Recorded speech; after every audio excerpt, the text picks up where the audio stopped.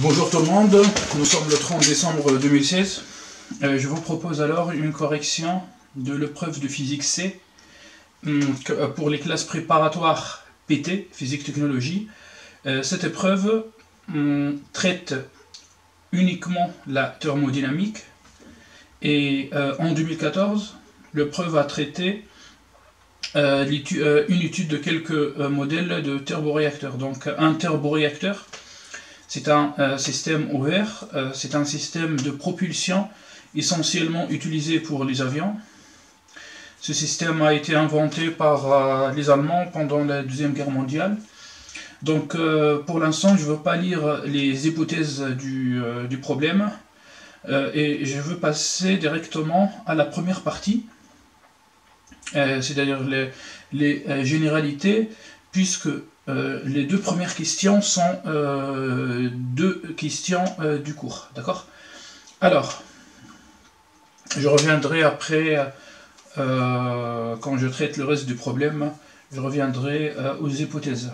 Alors, le système donc, est défini par le fluide contenu dans la surface fermée sigma, dite surface de contrôle, et la question numéro 1.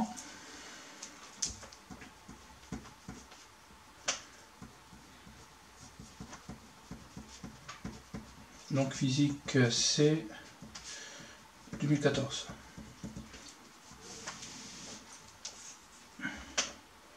Donc première question. Alors la première question demande d'appliquer le premier principe généralisé au système oméga et donc de redémontrer le premier principe dit industriel qui relie les grandeurs massiques, enthalpie petit h, l'énergie cinétique, l'énergie potentielle, le travail et le transfert thermique d'un fluide en régime permanent.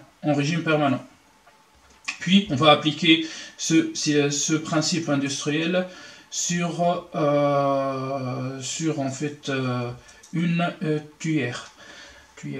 Donc tout d'abord, je veux considérer alors le système ouvert, défini tout d'abord par la surface sigma.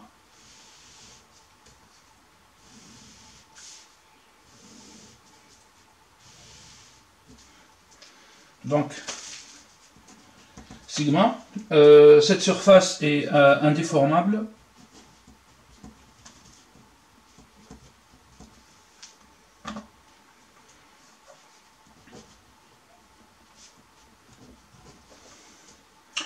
Dite surface du volume de contrôle. Donc, surface du volume de contrôle. Donc, pendant une durée d'été, le système admet une quantité de matière dme. Donc, je représente l'écoulement qui va de gauche vers la droite. Donc,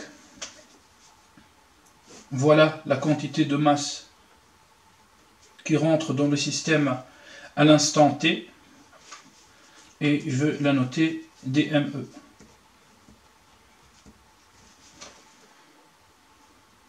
Donc, cette quantité de masse a pour volume massique VE. Donc, qui dit volume massique, en fait, c'est un volume en mètres cubes divisé par une masse, donc par 1 kg. D'énergie interne IE. Donc IE avec U minuscule, ça représente une énergie interne massique, donc exprimée en joules kilogramme moins 1. Et avec une vitesse macroscopique CE. Bien sûr, en thermodynamique industrielle, on essaye d'utiliser la lettre C pour les vitesses, pour éviter la confusion avec le petit v pour les volumes massiques.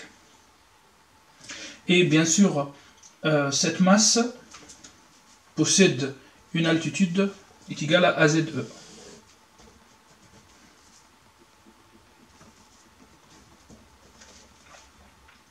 Donc, voilà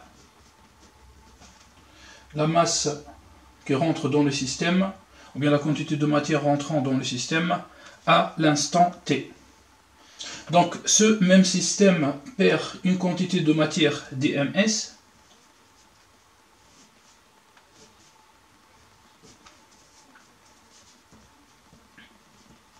Cette quantité de matière possède un volume massique Vs, une énergie interne US, c'est-à-dire, bien sûr, c'est une énergie interne massique.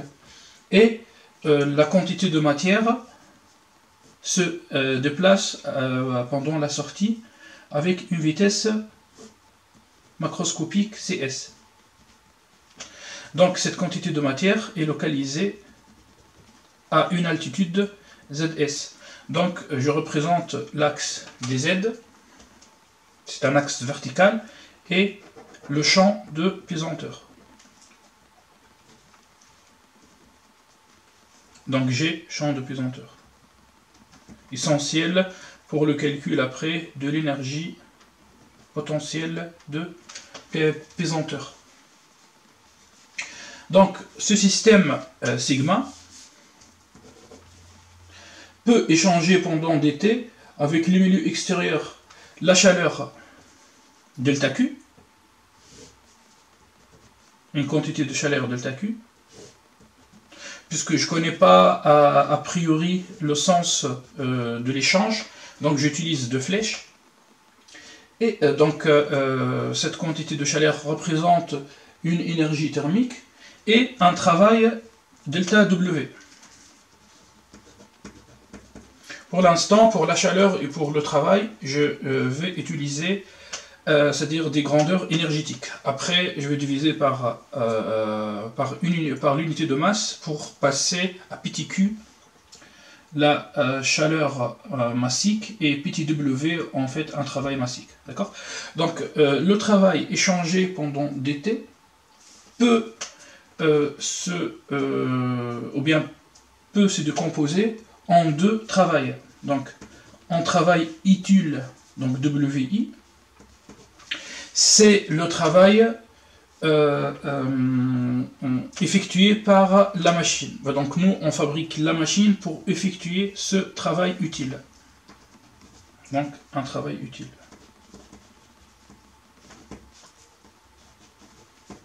Plus un autre travail, donc je le note WT, qui sert à transférer la matière de l'entrée à la sortie. Donc bien sûr, en fait, dans un écoulement, n'oubliez pas que ici on est en train de traiter un système ouvert, donc un siège d'un écoulement de fluide. Donc pour assurer l'écoulement du fluide, il faut appliquer un travail de transfert. Après, en fait, je vais vous montrer comment on fait pour calculer ce travail qui est responsable à la circulation du fluide ou bien au déplacement du fluide. Donc je parle en fait on parle d'un travail de déplacement ou bien de transfert, ou bien de transport, de déplacement. Alors, tout d'abord, je veux raisonner sur le système fermé oméga t. Donc d'après l'énoncé, le système fermé oméga t à l'instant t est constitué du fluide contenu dans sigma et de l'élément fluide dme qui va rentrer dans sigma pendant la durée dt. D'accord? Donc et sur le système fermé oméga t plus dt. Donc ce système est fermé, donc à l'instant t plus dt est constitué de fluide contenu dans sigma et de l'élément de fluide DMS qui est sorti de sigma. Donc je représente rapidement oméga, le système oméga à l'instant T. Donc c'est le volume contenu dans sigma plus DME. Donc on considère ce système comme fermé. Puis je représente le système oméga t plus oméga à l'instant t plus dt.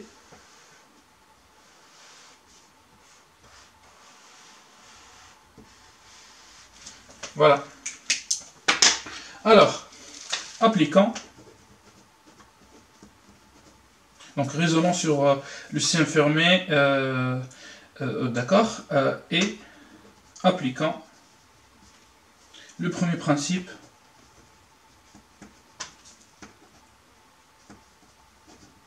de la thermodynamique.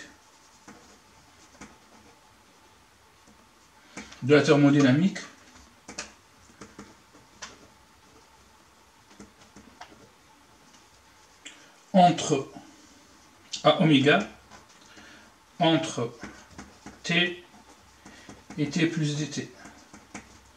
Alors, je rappelle que ce principe permet de calculer l'énergie d'un système. Donc, le différentiel de l'énergie de oméga s'écrit comme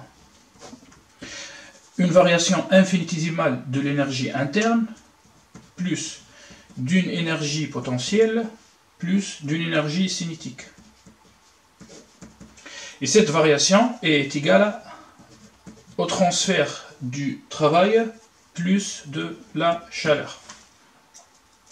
Donc, on va décomposer donc, le système oméga à l'instant t et à l'instant t plus dt. Donc ce principe s'écrit sous cette forme. Alors, donc j'obtiens donc dE sigma, c'est l'énergie de la matière qui se trouve à l'intérieur du volume de contrôle sigma, ou bien de la surface de contrôle sigma, plus dms. Donc là, je veux étudier donc l'énergie de l'élément de masse dms. Donc j'écris dms plus us fois us, donc dms possède une énergie interne plus une énergie cinétique plus une énergie potentielle. Bien sûr, ici, on traite en fait là, j'ai écrit une énergie cinétique massique, donc j'écris uniquement 1,5 de CS au carré, sachant que la masse se trouve à l'extérieur des parenthèses, d'accord? Plus une énergie potentielle, moins DME fois une énergie interne massique, 1,5 de CE au carré plus GZE.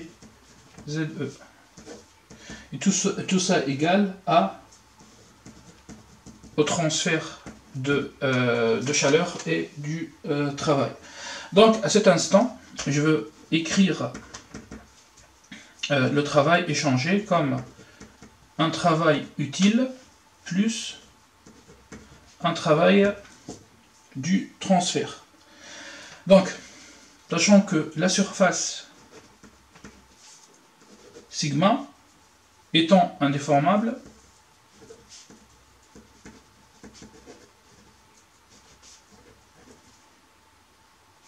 alors le travail des forces pressantes se limite au travail d'admission.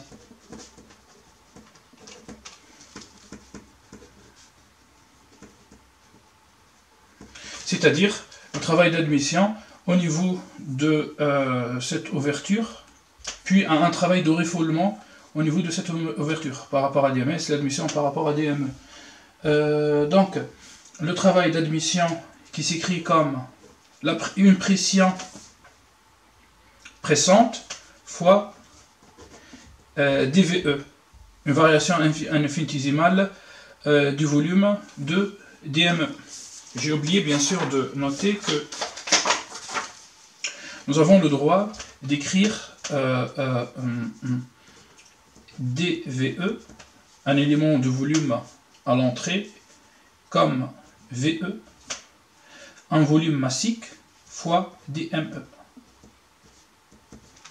Et bien sûr, je peux définir dVs avec un V majuscule qui est égal à Vs, un volume massique, fois dms.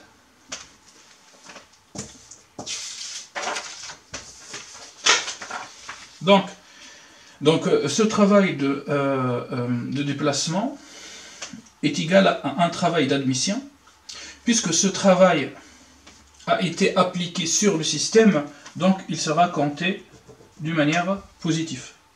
On le compte d'une manière positive. Et d'un travail de refoulement. Donc qui s'écrit comme PS est égal à la pression pressante exercée pour faire sortir cet élément de masse dms fois dvs. Bien sûr, dvs est défini de cette manière. dvs c'est ptvs fois dms. Bien sûr, le système exerce ce travail sur l'élément dms, donc ce travail sera compté de manière négative. Donc finalement, delta W, alors, delta W s'écrit comme delta WI plus PE dVE moins PS dVs. Donc j'injecte alors l'expression du travail dans le premier principe de la thermodynamique. Donc j'obtiens dE sigma plus dms vers la fin. En fait, on va obtenir un principe industriel où figure l'enthalpie. Donc je vais vous montrer en fait comment on fait pour fabriquer l'expression de l'enthalpie massique, bien sûr. 1 demi de CE au carré plus ZE qui est égal au travail utile plus PE dVE moins PS dVs. Bien sûr, plus delta Q. Maintenant, je vais utiliser le fait que le régime est stationnaire. Donc, d'autre part, le régime est stationnaire.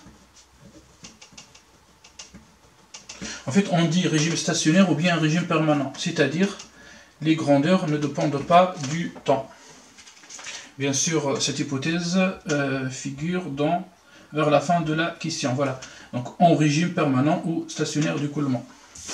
Donc, puisque le régime est stationnaire, donc l'énergie du système, ou bien de la matière contenant, qui se trouve dans sigma, AT plus DT, est égale à l'énergie de cette matière à l'instant T.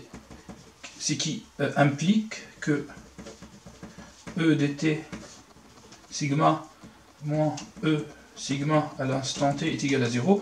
Bien sûr, en physique, E t plus dt moins E de t s'écrit comme le différentiel de E sigma. D'accord?